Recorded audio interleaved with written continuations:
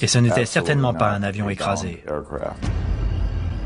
D'après le rapport de Penniston, un objet triangulaire de 3 mètres de long et de 2 mètres de haut plane juste devant eux, avec des signes étranges, comme des hiéroglyphes gravés sur la carlingue. Il y avait tellement d'électricité dans l'air. On la sentait dans notre cou, sur nos bras, sur nos vêtements. Penniston affirme avoir touché l'objet qui était encore chaud.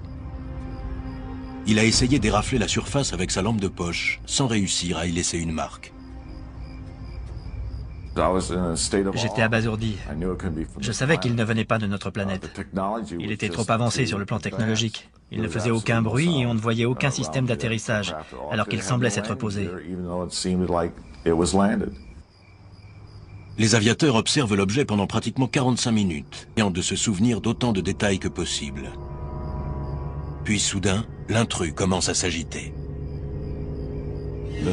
L'engin s'est élevé, peut-être de 15 cm. Il a lentement reculé vers les arbres,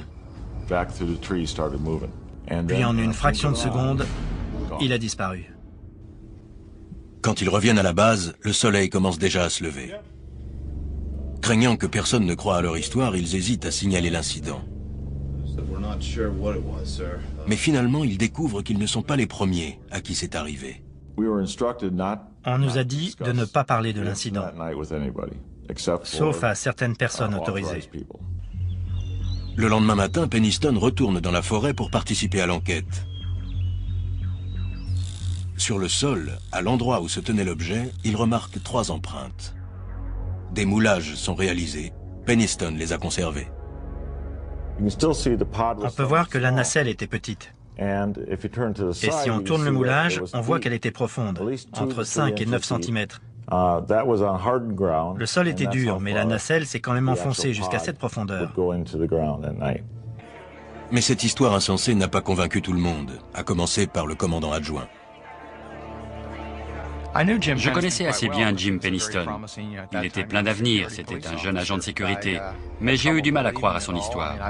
Enfin, j'y ai cru, mais il faut avouer que c'était un peu d'avant-garde pour l'époque. Sur les bases aériennes de Bentwaters et de Woodbridge, les avions aux formes bizarres n'étaient pas rares. Les bombardiers aux ailes en flèche, les Blackbird SR-71, les chasseurs furtifs à l'état expérimental faisaient partie de l'arsenal de l'OTAN. Alors, lorsqu'un appareil étrange a été signalé, cela n'a étonné personne, jusqu'à ce que cela se reproduise. 2 nuits plus tard, le 29 décembre, le colonel Halt se détend avec ses hommes à l'occasion de la fête de Noël donnée ce soir-là à la base. Un agent de sécurité leur apporte alors des nouvelles saisissantes. Un deuxième ovni a été aperçu dans la forêt de Rendlesham. Cette fois, Halt décide de mener l'enquête lui-même. Il est presque 1 heure du matin quand il arrive sur place. Quand nous sommes arrivés, tout était un peu confus. 5 ou 6 d'entre nous sont allés dans la forêt, et là, quelqu'un s'est écrié « Regardez là-bas !» D'après le rapport officiel, Halt et ses collègues ont vu un grand objet rougeoyant qui bougeait lentement à travers les arbres. On aurait dit un œil avec sa pupille, et il s'en écoulait ce qui semblait être du métal en fusion. Halt se souvient avoir sorti un petit dictaphone afin de décrire ce qu'il voyait. Il affirme que ce qui suit est l'enregistrement original. Nous voyons cette chose en face de nous, à 200 ou 300 mètres. On dirait un œil qui cligne. Il bouge d'un côté à l'autre. Quand on le passe au scanner, on voit qu'il y a un creux au milieu. C'est sombre, comme la pupille d'un œil qui vous regarde et vous fait un clin d'œil. C'est très bizarre. On l'a regardé pendant à peu près 20 secondes, peut-être 30. Et tout à coup, il a explosé. Sans aucun bruit. Il a explosé en 5 morceaux blancs qui ont ensuite disparu. Stupéfait, Halt et ses hommes regardent les objets voler autour de la base pendant encore une trentaine de minutes. À ce moment-là, dit Halt, l'un des ovnis a envoyé un faisceau de lumière sur l'enceinte ultra secrète où étaient stockées les armes nucléaires. Ensuite, l'ovni s'est retourné vers lui et vers ses hommes. Il s'est avancé vers nous très vite. Il s'est arrêté au-dessus de nos têtes et nous a envoyé un faisceau très fin de lumière. On ne savait pas s'il essayait de nous avertir, de communiquer avec nous ou de nous faire du mal. Et aussi rapidement qu'elle était apparue, la lumière a disparu. Le lendemain matin, des hommes du ministère de la Défense britannique et des agents américains de la 3e compagnie aérienne mènent une enquête sur le site. D'après HALT, les enregistrements effectués par le compteur Geiger révèlent des niveaux de radiation très élevés à l'endroit où a été vu l'objet mystérieux. Et d'autres facteurs confirment qu'il y a bien eu une présence. Il y avait des marques sur les arbres, des traces de frottement. Et en regardant en l'air, on s'est aperçu que des branches étaient cassées. On pouvait voir le ciel. En sa qualité de supérieur hiérarchique, HALT est chargé par le commandant de la base britannique de rédiger un rapport officiel sur l'incident. J'ai rendu ce qu'on pourrait appeler un rapport édulcoré, et j'ai qualifié les lumières d'inexpliquées. Le rapport a ensuite été transmis au ministère de la Défense, et il n'y a jamais eu aucune réaction de la part des Britanniques. Pourtant, les chercheurs britanniques et américains spécialisés dans les ovnis finissent par entendre parler de l'incident et décident de continuer l'enquête. Pour les sceptiques, l'objet que Penniston et HALT ont vu dans la forêt de Rendlesham n'est rien d'autre qu'un avion top secret testé par l'armée de l'air. Les États-Unis ont construit un certain nombre d'avions très silencieux, et à notre avis, certains ne sont pas encore connus officiellement. D'autres imaginent que l'incident fait partie d'un programme de guerre psychologique clandestin destiné à piéger les soviétiques, en leur faisant croire que l'OTAN dispose d'une technologie de pointe extraterrestre.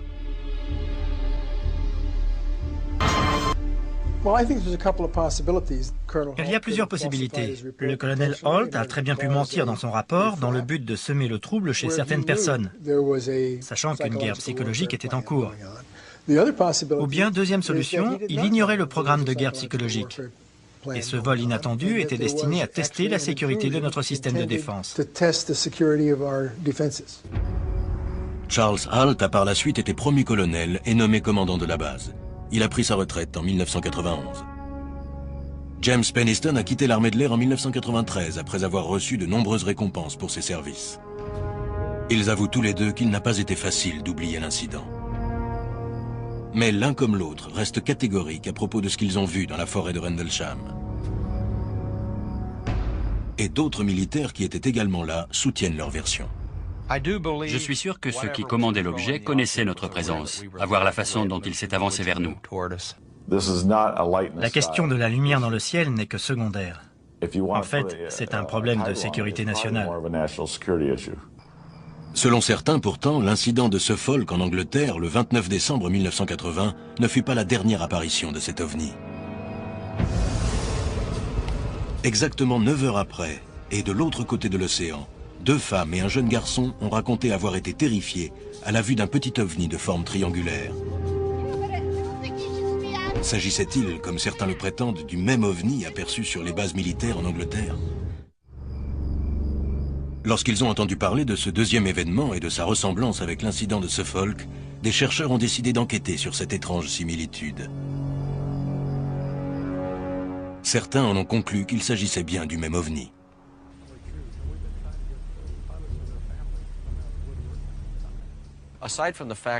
Les formes des objets décrits sont identiques, mais en plus, la date est la même. En l'espace de 24 heures, 2 rencontres ont eu lieu au Texas et en Angleterre. Je pense que les 2 cas sont liés, bien sûr. Tout commence sur un tronçon de route isolé à Huffman, au Texas, à 50 km au nord de Houston. Il est 21 h et Betty Cash rentre chez elle après avoir joué au bingo dans une ville voisine. Dans la voiture, il y a une amie à elle, Vicky Landrum, et le petit-fils de celle-ci, Colby. Comme beaucoup de gens, je n'y croyais pas.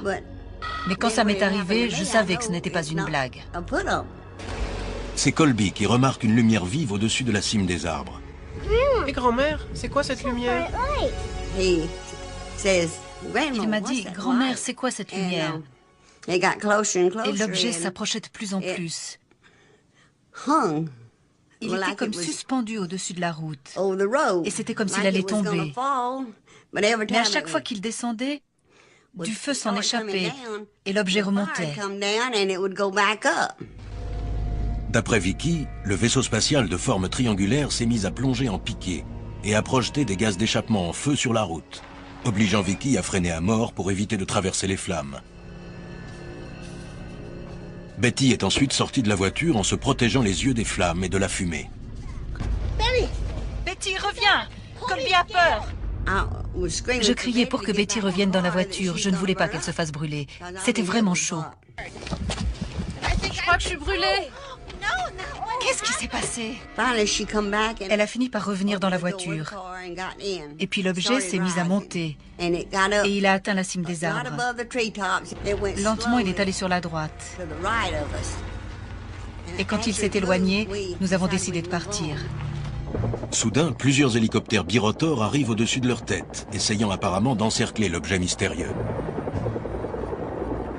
Plus tard, des enquêteurs ont montré des photos d'hélicoptères à Betty, Vicky et Colby afin qu'ils les identifient.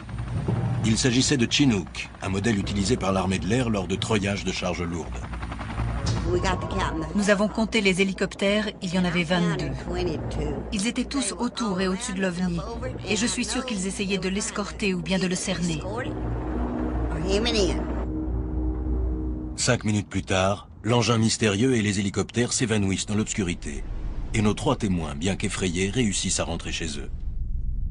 Le jour suivant, Betty, Vicky et Colby restent cloués au lit, en raison, disent-ils, des suites de leur rencontre avec l'étrange vaisseau spatial. Les 2 femmes n'osent pas contacter la police, de peur que personne ne croie à leur histoire. 3 jours plus tard, ses brûlures s'étant aggravées, Betty est transportée à l'hôpital de Parkway, à Houston. C'est le docteur Brian McClellan qui la prendra en charge et qui traitera par la suite les multiples séquelles de ses blessures. Le lendemain de l'exposition à la lumière vive, Betty s'est sentie nauséeuse. Au bout de 2 jours, elle a eu des diarrhées et elle a perdu ses cheveux du côté droit de la tête. Elle avait des cloques et elle pelait sur tout le côté droit qui avait été exposé. Il a fallu l'hospitaliser pendant pratiquement 3 semaines. Le diagnostic des médecins est sans appel. Betty, Vicky et Colby ont apparemment été exposés à des radiations ionisées de niveau extrêmement élevé. Betty, qui a été la plus touchée, a frôlé la mort. Colby, Vicky et une autre personne qui était dans la chambre ont entendu le médecin dire à mes enfants qu'il ne voyait vraiment pas comment j'allais pouvoir m'en sortir. Je suis désolée. Elle avait des cloques partout. On aurait dit que quelqu'un lui avait collé une torche de propane sur la figure. Ils ont dit qu'elle avait reçu tellement de radiation qu'ils ne pouvaient plus rien faire pour elle. Il est très rare d'être exposé aux radiations. Certaines personnes sceptiques pensent que les blessures que Betty, Vicky et Colby ont subies ce soir-là ont été causées par une autre source de chaleur, plus commune, comme par exemple un feu de forêt, ou bien encore une voiture en train de brûler. Elles ont même été accusées de simuler leurs blessures. Je ne peux pas croire ceux qui disent qu'elles ont simulé leurs blessures. Betty avait une dermatite due à des radiations éprouvées par biopsie. Si vous me demandez de contracter cette maladie, je ne peux pas le faire. Il faut s'approcher d'une source nucléaire pour ça. Ceux qui ont accès à de telles sources nucléaires sont ou des spécialistes médicaux, ou des militaires, ou bien encore des chercheurs. En pleine campagne, à 50 km au nord de Houston, la seule explication plausible serait celle des militaires. Traumatisées et cherchant désespérément ce qui a pu les blesser, les 2 femmes ont contacté John Schuessler. Ingénieur à l'aérospatiale, il a travaillé pendant 20 ans dans le cadre du programme de vol habité de la NASA. Il est maintenant détective, spécialiste des ovnis. Cela m'a intrigué. C'était plus qu'une simple affaire d'ovnis. Cette fois, on avait des preuves. Convaincu que les 2 femmes disaient la vérité, Schuessler se met à enquêter. Il affirme avoir rencontré des témoins qui ont vu cette nuit-là des hélicoptères suivre un objet dans le ciel au-dessus de Piney Woods. Mais à la base de l'armée de l'air d'Ellington, non loin de là, près du centre spatial de Johnson à Houston, aucune mission de vol d'hélicoptère n'est répertoriée à cette date. Ils savaient sûrement, il n'y avait pas que les 2 femmes. De nombreux témoins avaient vu les hélicoptères survoler l'endroit. Persuadés que le gouvernement savait quelque chose, les 2 femmes ont écrit aux sénateurs Lloyd Bernstein et John Tower, qui leur ont conseillé de contacter la base militaire de Bergstrom, près d'Austin, au Texas, à quelques 260 km de là. Elles se sont rendues sur place, et là, on leur a dit que l'armée de l'air n'avait plus le droit d'enquêter sur les ovnis. En aucun cas découragé, Schuessler dépose une requête au nom de la liberté d'information afin d'identifier les pilotes des hélicoptères. L'armée répond que toutes les archives correspondantes ont été détruites et qu'aucun militaire n'a effectué de manœuvre cette nuit-là. Pourtant, certains documents révèlent que l'armée a enquêté sur les déclarations des 2 femmes et les a jugés crédibles.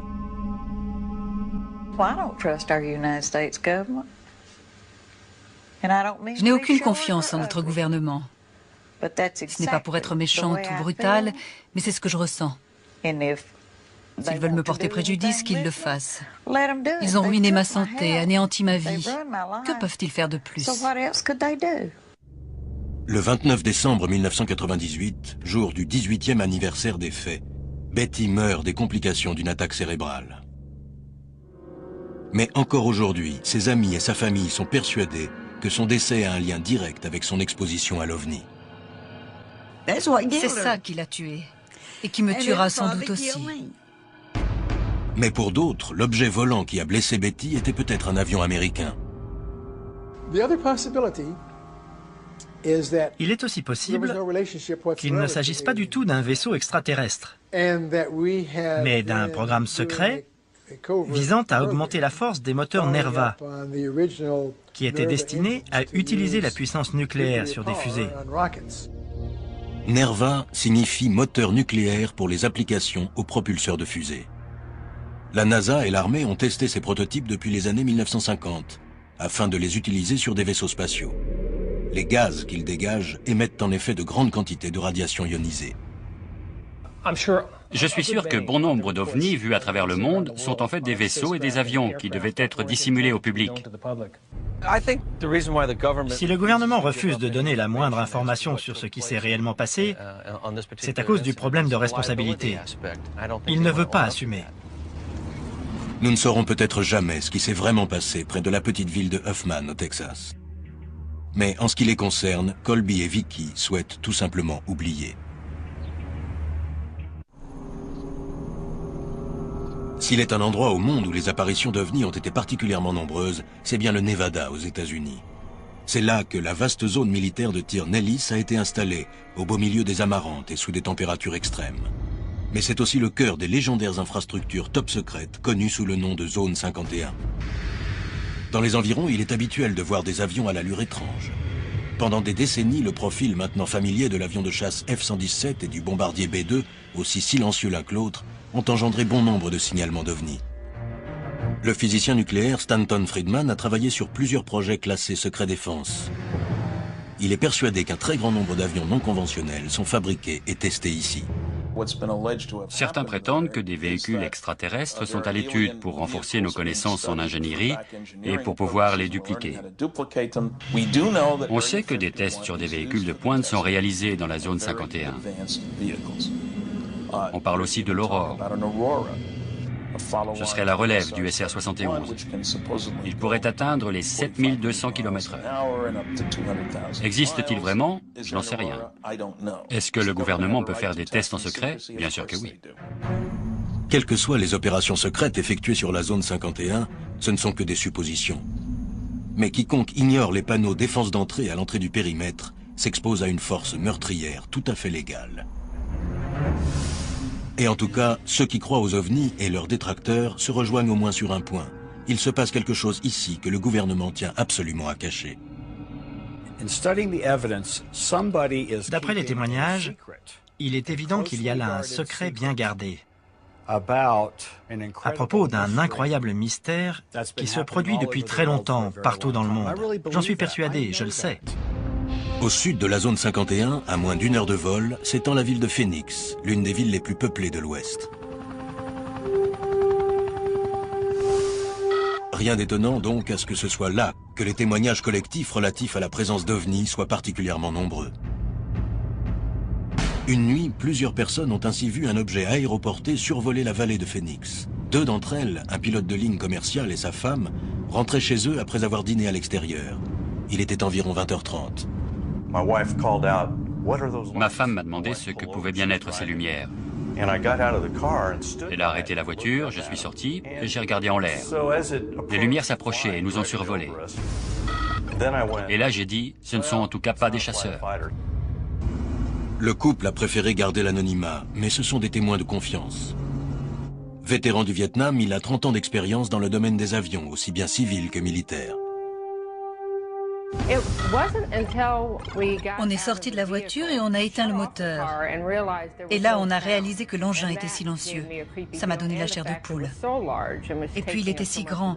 Il prenait toute la largeur du ciel quand il est passé au-dessus de nos têtes. Je me suis demandé ce que ça pouvait bien être. Ça m'a fait froid dans le dos, j'ai eu peur.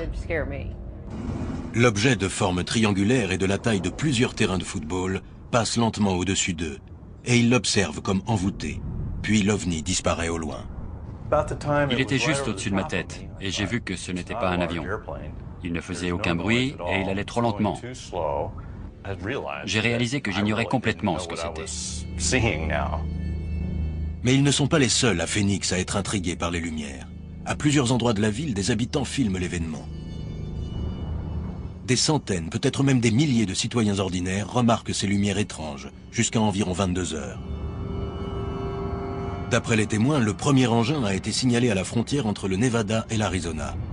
Il a volé jusqu'à Phoenix. Ensuite, selon les témoins, il a fait demi-tour.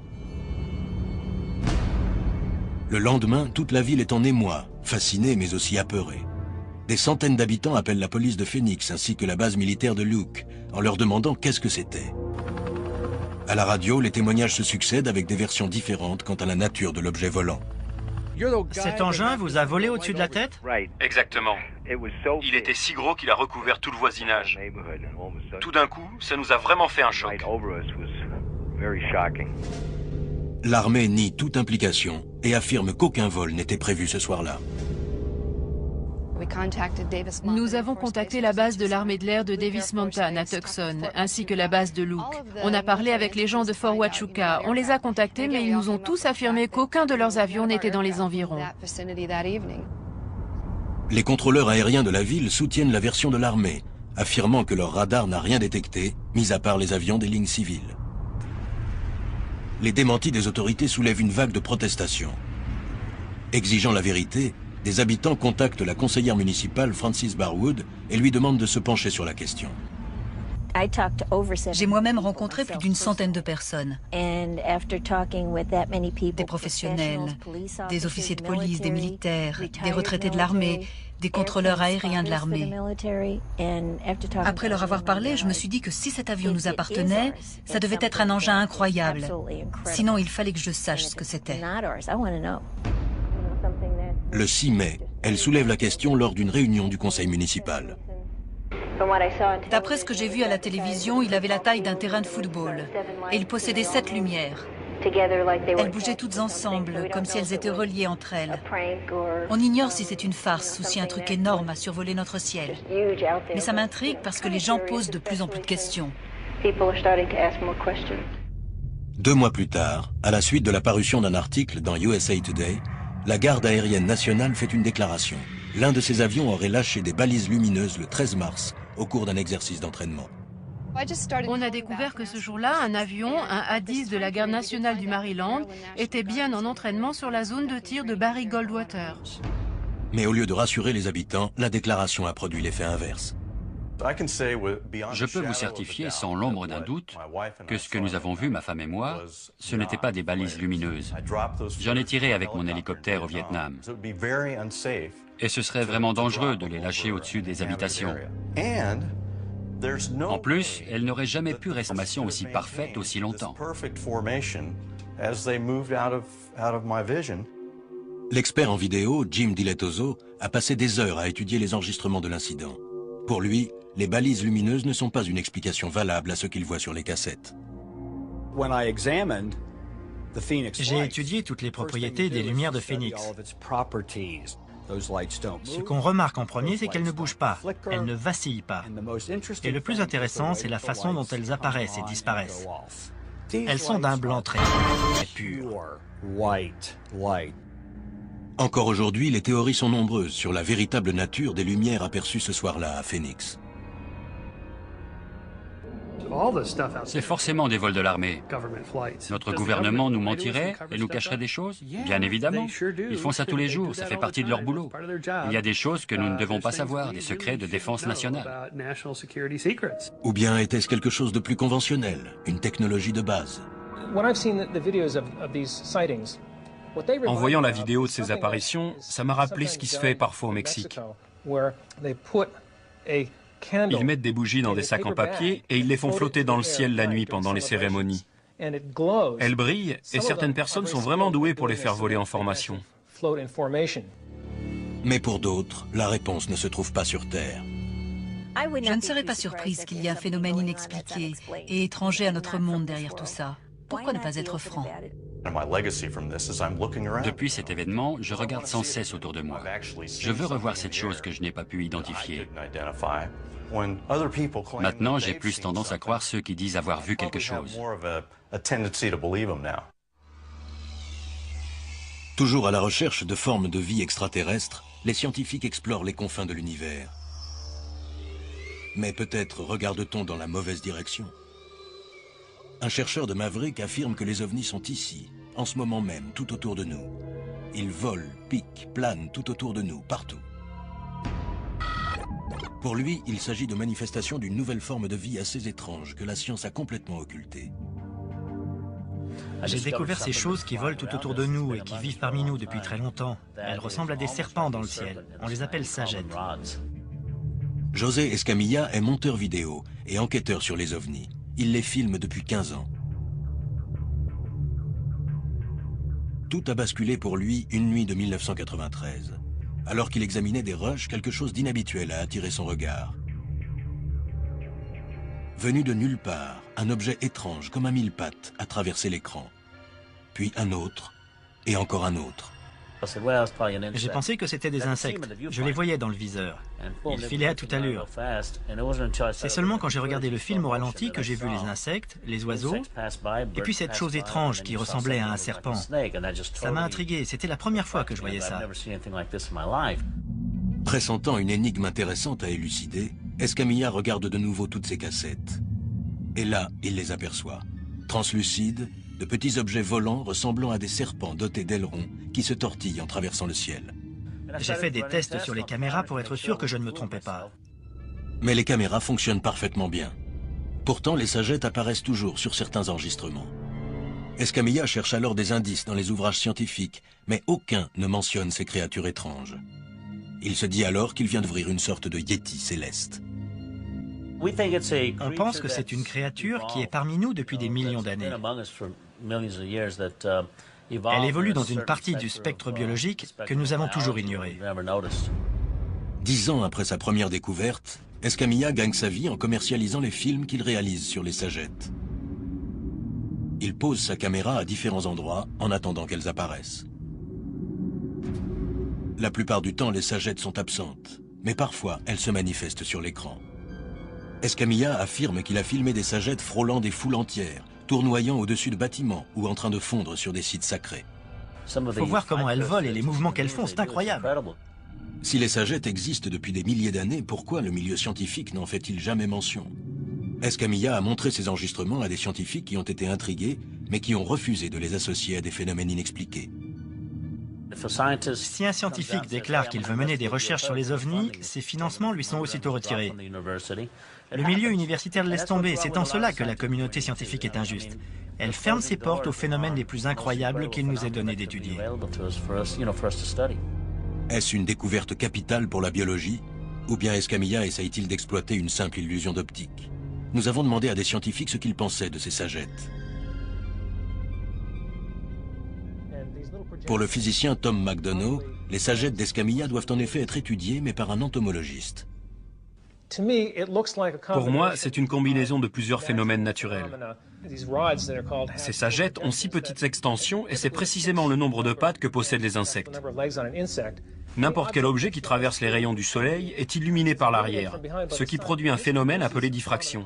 L'objet semble alors plus gros qu'il ne l'est en réalité. Mais Escamilla est sûr de lui. Il n'a pas pu se tromper parce qu'il filme avec une très grande vitesse d'obturation.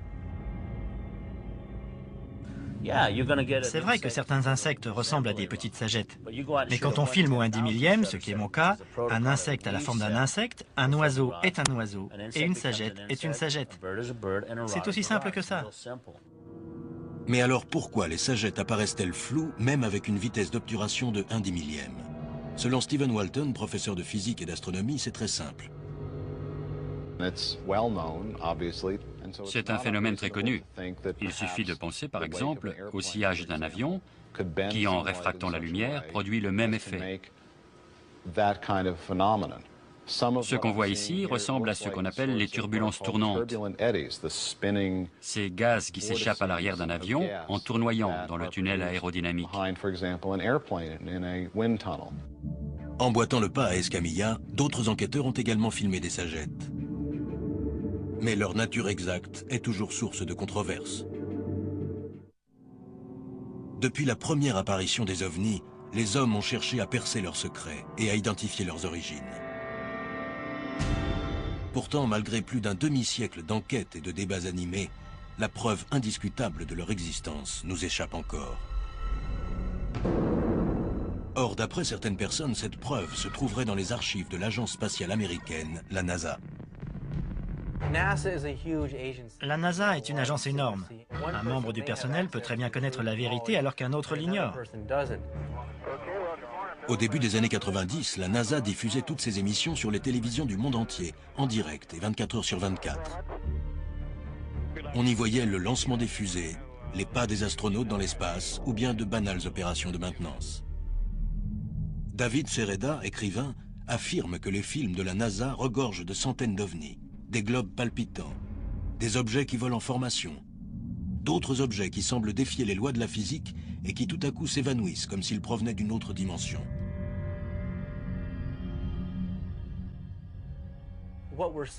En regardant les cassettes des missions de la NASA, on voit que les ovnis parcourent toutes les dimensions et qu'ils peuvent aller à la vitesse de la lumière puisqu'ils sont composés de lumière. Mais c'est en regardant l'émission du 25 février 1996 que Sereda a découvert la preuve la plus impressionnante. Il s'agissait de la 75e mission d'une navette, la mission STS-75. On peut voir une attache du satellite arrimée à la fusée Columbia se casser accidentellement et s'éloigner. En quelques minutes, elle est entourée de douzaines d'objets non identifiés. Les ovnis se pressent autour d'elle, alors qu'elle se trouve maintenant à plus de 100 km de la navette. Au cours d'une autre mission, la STS-82, en février 1997, des astronautes s'aventurent à l'extérieur de la navette. Lors d'une communication radio que David Sereda juge suspecte, les contrôleurs de la mission semblent vouloir alerter les astronautes sur la présence d'un objet non identifié flottant près d'eux. On dirait qu'il y a quelque chose devant vous, Mark. Vous pouvez vérifier? Je ne vois pas de quoi vous parlez. Oubliez. Voulant savoir comment la NASA explique la présence de l'OVNI, Sereda contacte l'agence spatiale afin de la questionner au sujet des enregistrements vidéo. C'est le professeur Joseph Nuss qui dirige le service d'astrochimie de la NASA. Pour lui, les anomalies rencontrées ce jour-là n'étaient pas des ovnis, mais tout simplement des cristaux de glace et de la poussière que les moteurs de la navette ont laissé échapper. Sereda conteste cette version en faisant remarquer qu'on voit très bien plusieurs objets passer derrière la tache. Ils pensaient que c'était de l'eau, mais ces objets défiaient toutes les lois de la physique identifiées jusque-là. Donc la NASA reconnaissait qu'il y avait des phénomènes inexpliqués dans l'espace. Si ce sont des cristaux de glace, dit-il, en comparaison de la tache du satellite qui se trouve assez éloignée, ces cristaux seraient véritablement énormes. Les arguments de la NASA n'étaient pas cohérents. En faisant des essais d'optique avec une caméra numérique, j'ai tout de suite compris que quelque chose de bizarre se passait lors de ces missions, et j'ai voulu en savoir plus. En 1999, Sereda dépose une requête au nom de la liberté d'information afin d'obtenir de la documentation sur les missions de la navette spatiale. Les dossiers qu'on lui communique ont été censurés et il n'y apprend rien de nouveau. Et peu après, la NASA arrête les retransmissions télévisées en direct de l'espace. Quelqu'un à la NASA connaît la vérité, et je pense qu'elle doit être divulguée. Les scientifiques qui ont étudié les enregistrements vidéo ne sont pas convaincus. À leurs yeux, il n'y a aucune preuve de l'existence d'OVNI et ils ne leur trouvent rien d'inhabituel. Les gens ne se rendent pas compte, mais les navettes spatiales sont sales. Elles produisent des quantités de gaz, de liquide. Il est très fréquent que des objets volent autour d'une navette. De plus, les étranges mouvements que l'on voit sur ces images peuvent s'expliquer par les propulseurs de fusée en feu. Et soudain, une particule va prendre une direction inattendue. Des personnes non informées pourraient croire que ce sont des ovnis. Mais je n'ai jamais entendu parler d'astronautes à bord d'une navette qui auraient rencontré des objets non identifiés. Ce qui peut déstabiliser même le plus averti des astronautes, c'est le manque de repères dans l'espace. On ne peut pas estimer les distances comme on est habitué à le faire sur Terre. Et même sur Terre, on se laisse parfois abuser en voyant un objet plus loin qu'il ne l'est vraiment. Donc ces objets qu'on voit sur les vidéos peuvent en fait être très près de la navette. Mais Sereda n'est pas le seul à penser que le gouvernement américain cache la vérité. Récemment, d'autres voix se sont jointes à la sienne pour demander la révélation complète des informations. Nous sommes ici pour dévoiler la vérité sur un sujet qui a été ridiculisé, dont on a douté et qu'on a trop souvent nié depuis au moins 50 ans. Les hommes et les femmes présents sur cette estrade peuvent prouver et prouveront que nous ne sommes pas seuls dans l'univers. En mai 2001, Stephen Greer, médecin urgentiste, s'est reconverti dans la recherche sur les ovnis et a initié le projet de révélation, un lobby destiné à faire pression sur le gouvernement pour qu'il dévoile au public ce qu'il sait sur les ovnis. On a une confirmation par radar aérien de certains de ces signalements. On peut voir la couronne de déchargement. Ils ont commencé à tourner en cercle et puis ils ont disparu. Ce matin-là, on a perdu 6 à 8 armes. Les ovnis ont été vus près des silos et les missiles ont été désactivés. Stephen Greer a réussi à réunir près de 500 personnes. La plupart sont des militaires à la retraite ou des membres de la CIA, des contrôleurs aériens ou encore des professionnels de l'aviation, qui affirment avoir assisté à un phénomène non identifié. Ils sont prêts à témoigner sous serment devant le Congrès. Beaucoup sont convaincus qu'il est impossible de trouver une explication d'origine terrestre au phénomène qu'ils ont vu. Apparemment, une grande partie de la population américaine est d'accord avec eux. D'après un récent sondage, 49% avouent croire que les extraterrestres nous rendent visite sur Terre. Pourtant, les scientifiques qui étudient les étoiles sont d'avis contraire. Ils reconnaissent que l'intelligence peut être répandue dans l'univers, mais la probabilité que ces formes d'intelligence vivante viennent sur Terre est infime. Je pense qu'il existe une vie cosmique, sinon je ne serais pas là. On ne fait pas ce métier si on n'y croit pas. Si on avait la moindre preuve, des milliers de chercheurs universitaires se pencheraient sur le problème. Or, il n'y en a aucun. La découverte d'une forme d'intelligence extraterrestre pourrait bien être le bouleversement du monde le plus extraordinaire qu'il nous serait donné de vivre. Et c'est tout à fait possible. Tout ce que nous savons au sujet de la vie sur Terre indique que la vie est non seulement possible ailleurs, mais qu'elle peut s'épanouir si les conditions s'y prêtent. Reste à trouver des preuves formelles. Et à l'ère de la technologie numérique, ça risque d'être plus difficile que jamais. Les récentes superproductions nous montrent qu'il est possible de créer n'importe quelle image hyper réaliste pour un film ou une série télé. Et j'ai peur d'être arrivé à un point où, tant que je ne serrerai pas la main d'un extraterrestre, je continuerai à nier qu'ils existent et qu'ils nous rendent visite. C'est très bizarre.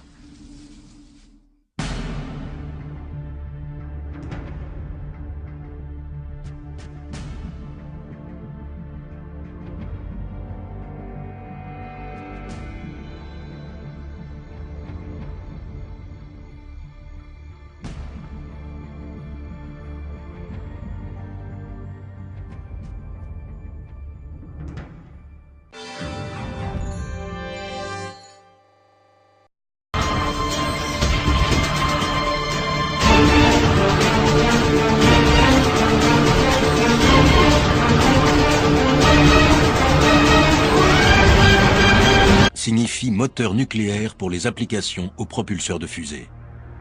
La NASA et l'armée ont testé ces prototypes depuis les années 1950, afin de les utiliser sur des vaisseaux spatiaux. Les gaz qu'ils dégagent émettent en effet de grandes quantités de radiation ionisée.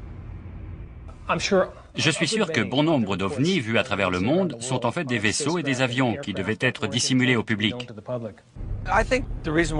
Si le gouvernement refuse de donner la moindre information sur ce qui s'est réellement passé, c'est à cause du problème de responsabilité. Il ne veut pas assumer. Nous ne saurons peut-être jamais ce qui s'est vraiment passé près de la petite ville de Huffman, au Texas. Mais en ce qui les concerne, Colby et Vicky souhaitent tout simplement oublier.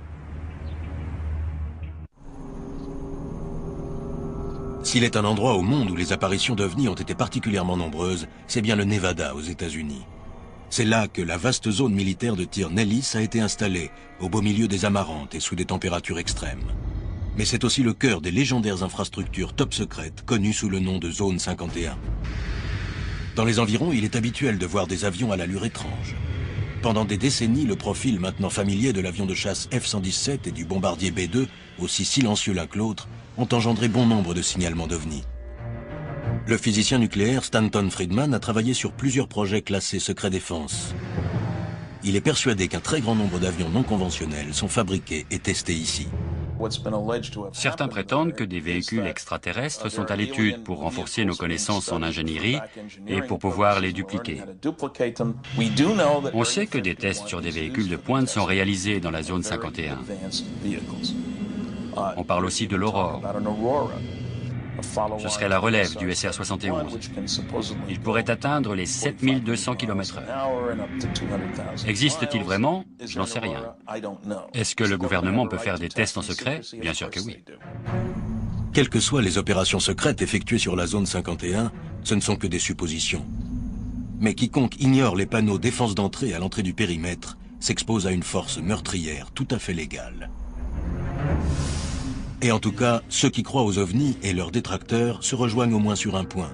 Il se passe quelque chose ici que le gouvernement tient absolument à cacher. D'après les témoignages, il est évident qu'il y a là un secret bien gardé à propos d'un incroyable mystère qui se produit depuis très longtemps partout dans le monde. J'en suis persuadé, je le sais. Au sud de la zone 51, à moins d'1 heure de vol, s'étend la ville de Phoenix, l'une des villes les plus peuplées de l'Ouest. Rien d'étonnant donc à ce que ce soit là que les témoignages collectifs relatifs à la présence d'ovnis soient particulièrement nombreux. Une rentrait chez eux après avoir dîné à l'extérieur. Il était environ 20h30. Ma femme m'a demandé ce que pouvaient bien être ces lumières. Elle a arrêté la voiture, je suis sorti et j'ai regardé en l'air. Les lumières s'approchaient et nous ont survolés.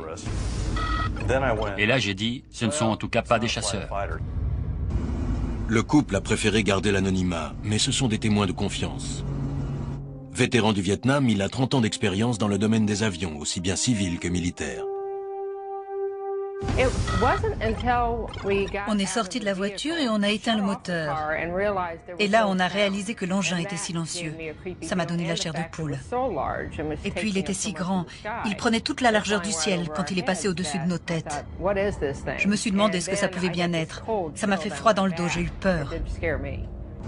L'objet de forme triangulaire et de la taille de plusieurs terrains de football passe lentement au-dessus d'eux. Et ils l'observent comme envoûté. Puis l'OVNI disparaît au loin. Il était juste au-dessus de ma tête, et j'ai vu que ce n'était pas un avion. Il ne faisait aucun bruit, et il allait trop lentement. J'ai réalisé que j'ignorais complètement ce que c'était. Mais ils ne sont pas les seuls à Phoenix à être intrigués par les lumières. À plusieurs endroits de la ville, des habitants filment l'événement. Des centaines, peut-être même des milliers de citoyens ordinaires remarquent ces lumières étranges, jusqu'à environ 22 heures. D'après les témoins, le premier engin a été signalé à la frontière entre le Nevada et l'Arizona. Il a volé jusqu'à Phoenix. Ensuite, selon les témoins, il a fait demi-tour. Le lendemain, toute la ville est en émoi, fascinée mais aussi apeurée. Des centaines d'habitants appellent la police de Phoenix ainsi que la base militaire de Luke, en leur demandant qu'est-ce que c'était. À la radio, les témoignages se succèdent avec des versions différentes quant à la nature de l'objet volant.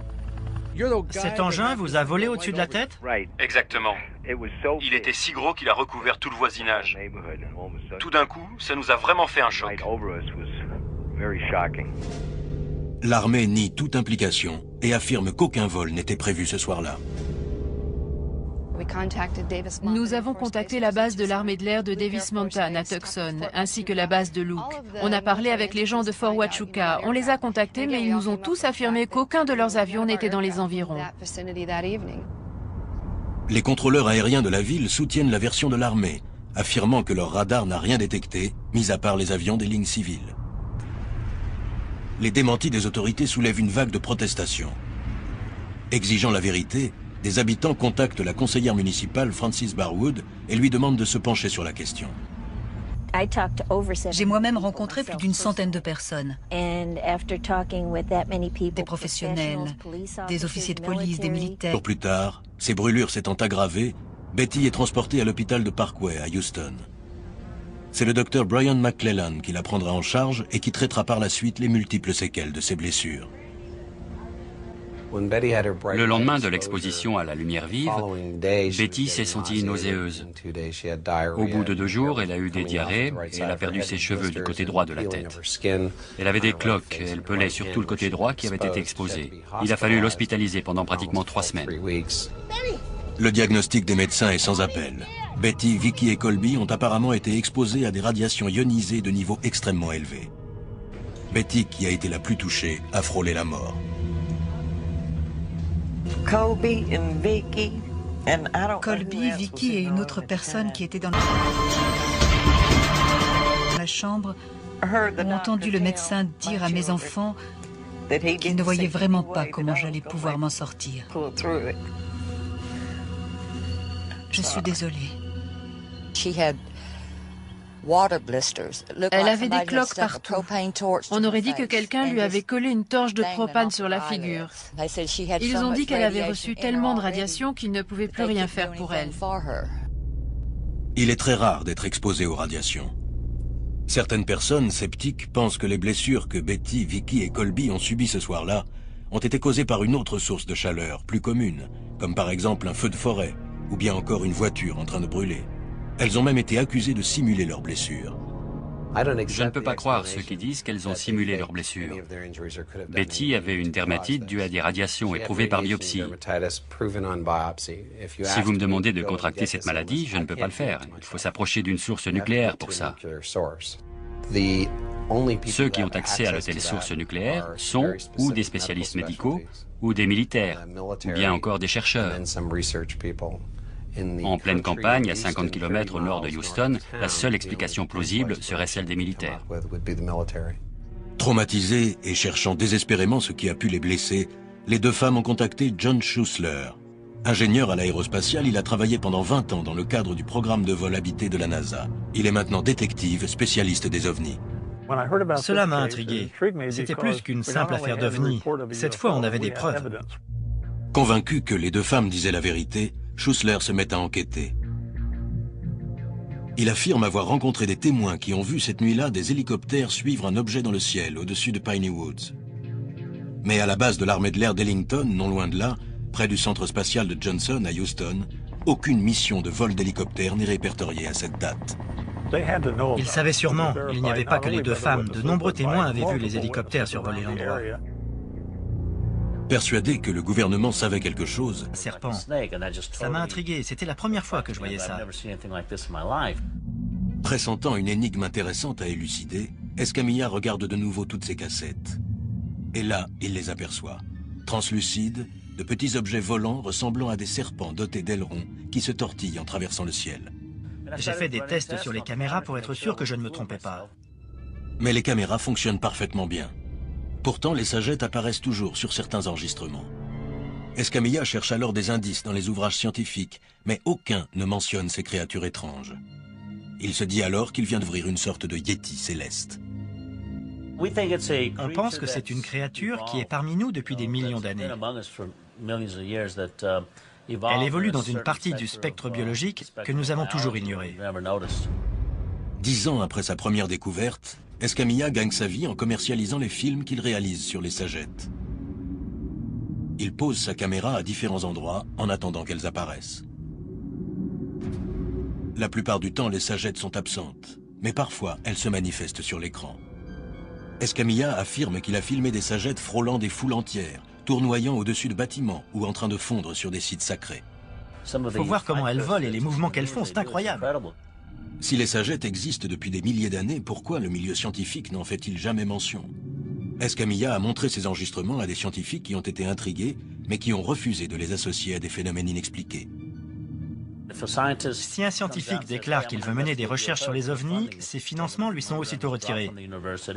Le milieu universitaire le laisse tomber, c'est en cela que la communauté scientifique est injuste. Elle ferme ses portes aux phénomènes les plus incroyables qu'il nous est donné d'étudier. Est-ce une découverte capitale pour la biologie? Ou bien Escamilla essaye-t-il d'exploiter une simple illusion d'optique? Nous avons demandé à des scientifiques ce qu'ils pensaient de ces sagettes.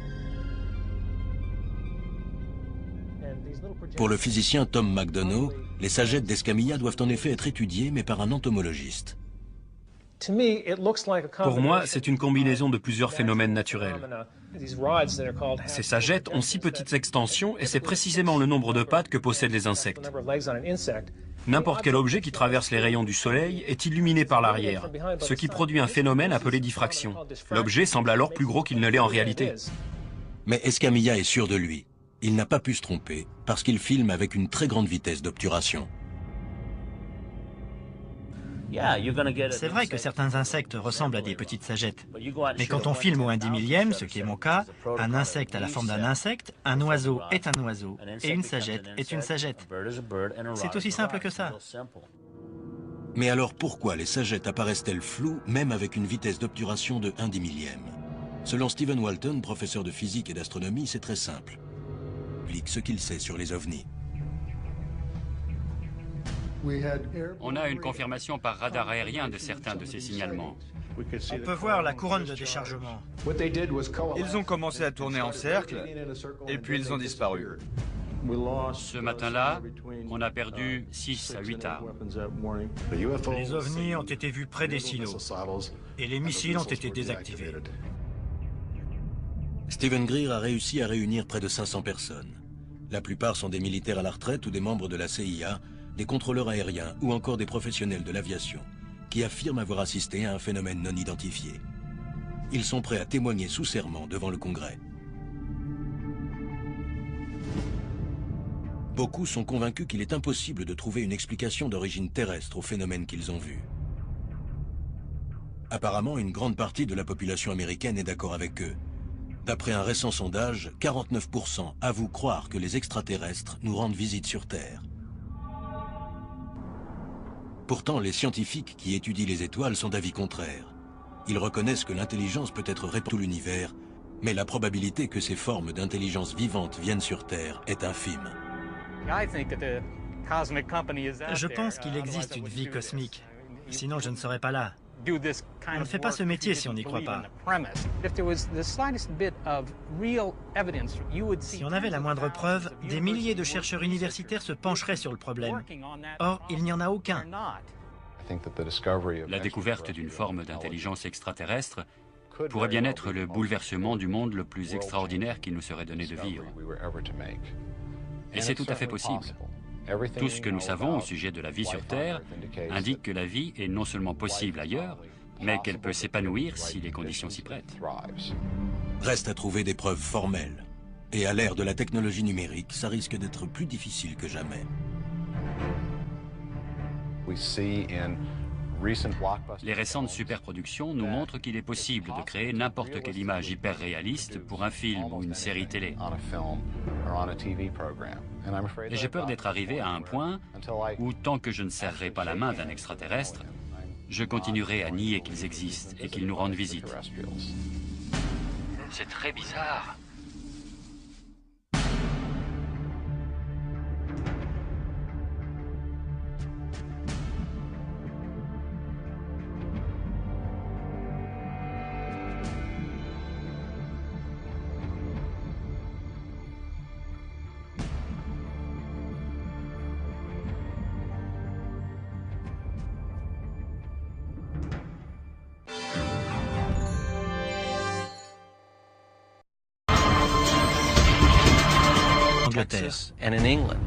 Je pense que les deux cas sont liés, bien sûr.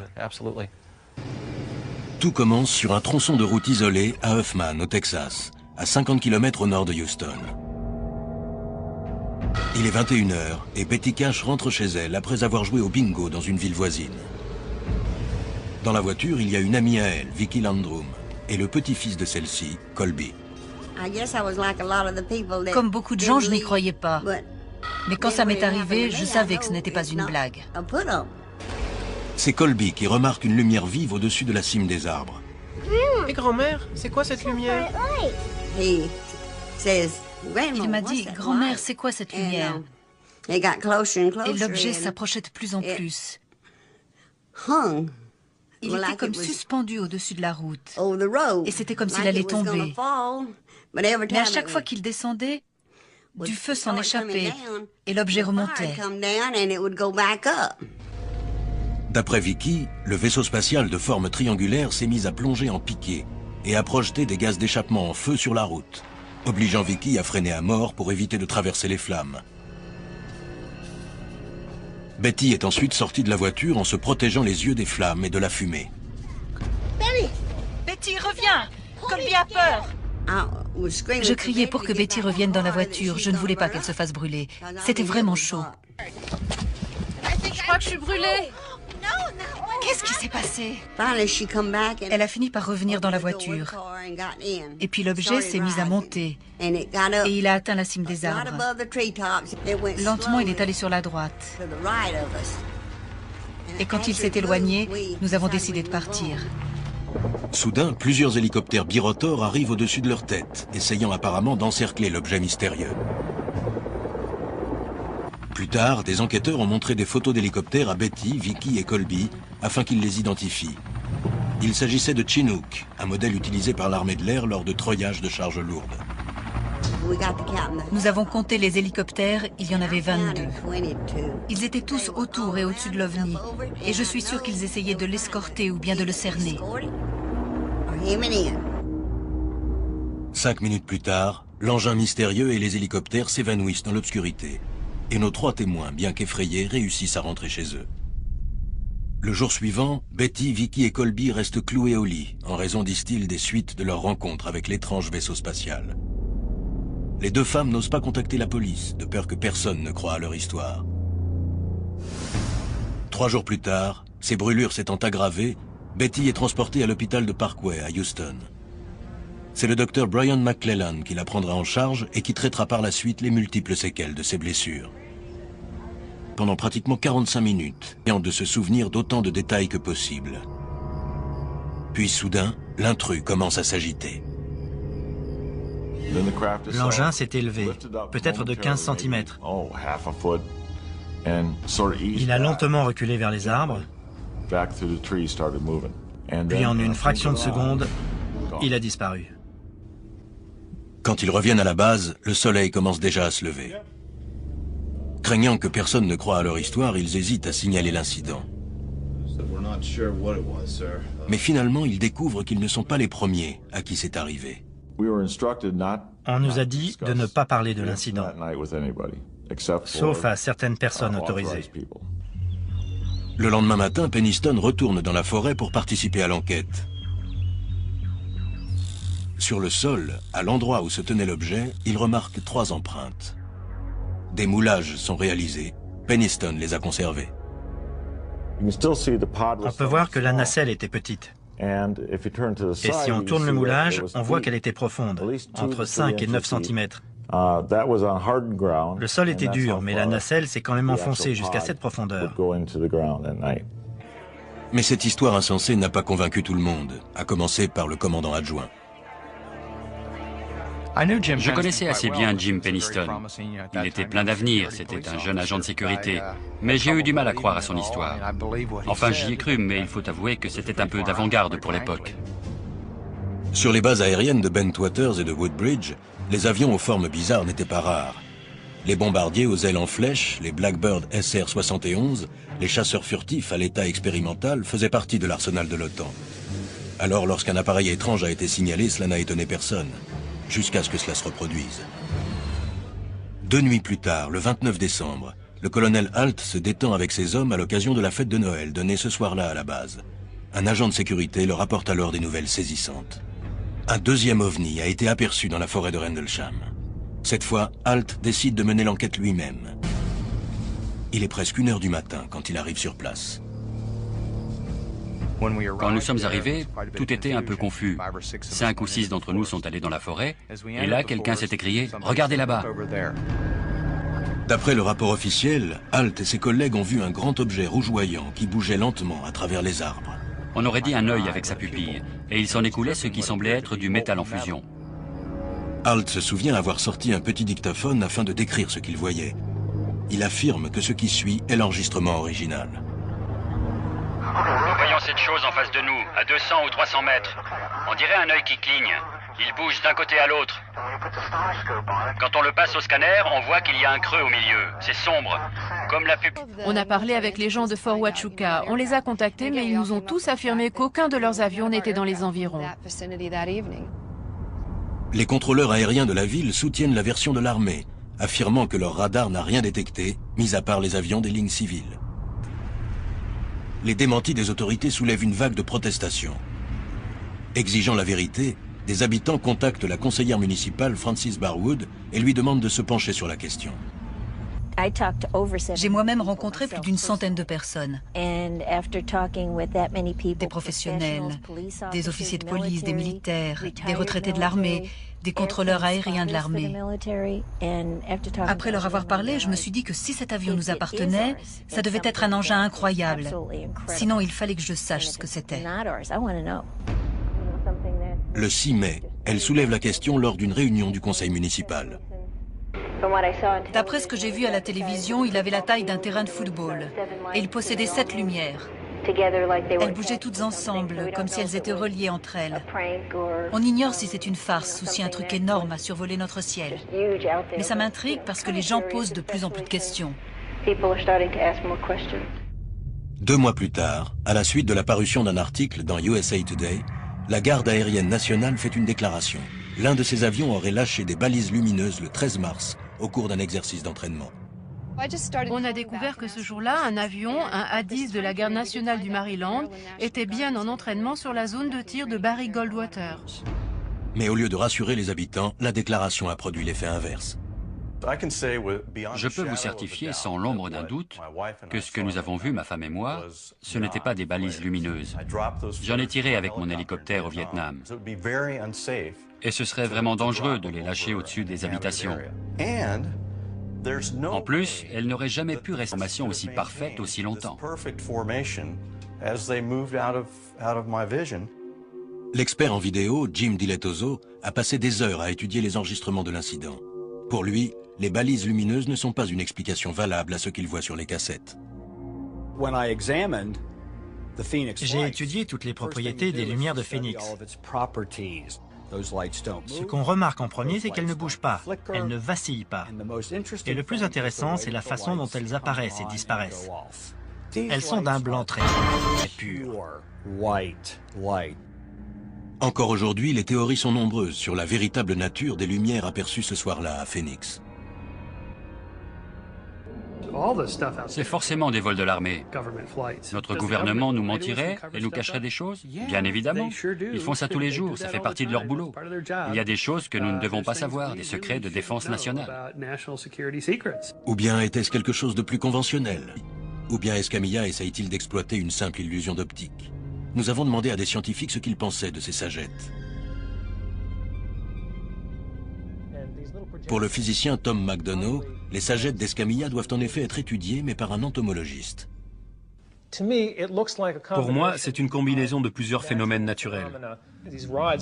Ces sagettes ont 6 petites extensions et c'est précisément le nombre de pattes que possèdent les insectes. N'importe quel objet qui traverse les rayons du soleil est illuminé par l'arrière, ce qui produit un phénomène appelé diffraction.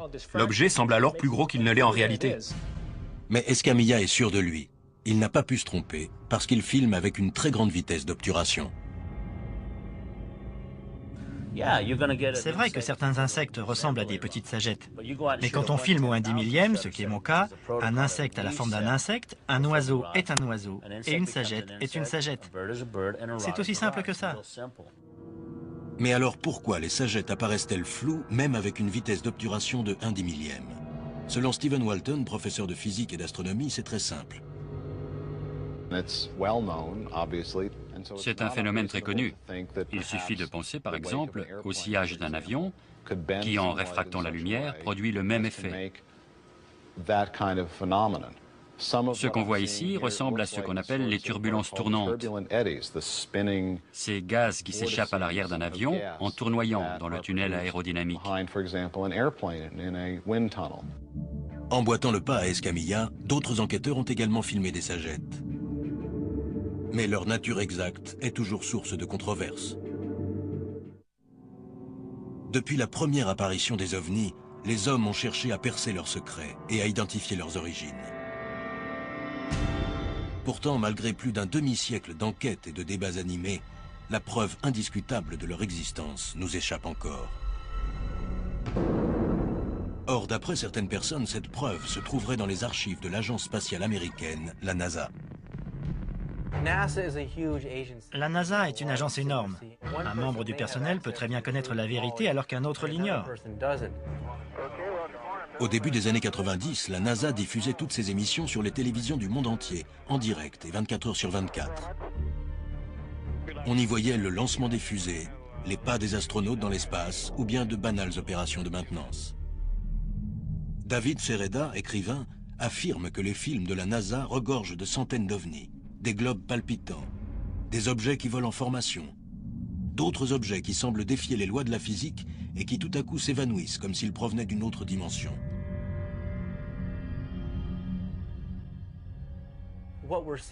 En regardant les cassettes des missions de la NASA, on voit que les ovnis parcourent toutes les dimensions.